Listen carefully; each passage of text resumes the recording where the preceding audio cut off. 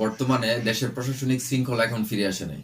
যদি জাতীয় নির্বাচনগুলো অতি দ্রুত সময়ের মধ্যে দেওয়া হয়, তো সেই ক্ষেত্রে কতটা নিরাপত্তা দিতে পারবে প্রশাসন ভোট কেন্দ্রগুলোতে?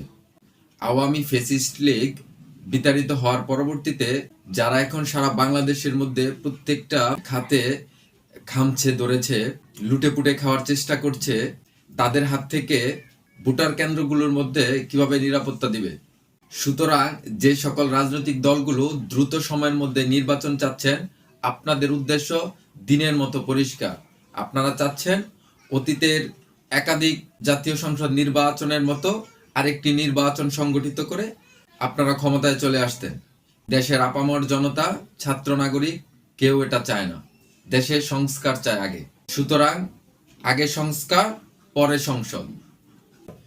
দলের লাইগা দেশ না রে পাগলা, দেশের লাইগা দল। গর্ত থেকে উঠা আইসা কি কস আবল তাবল। দেশ হইল জনগণের, সংস্কার হইব আগে। নির্বাচনের দেরি হইলে কম পইরা যায় বাগে। ধন্যবাদ সবাইকে।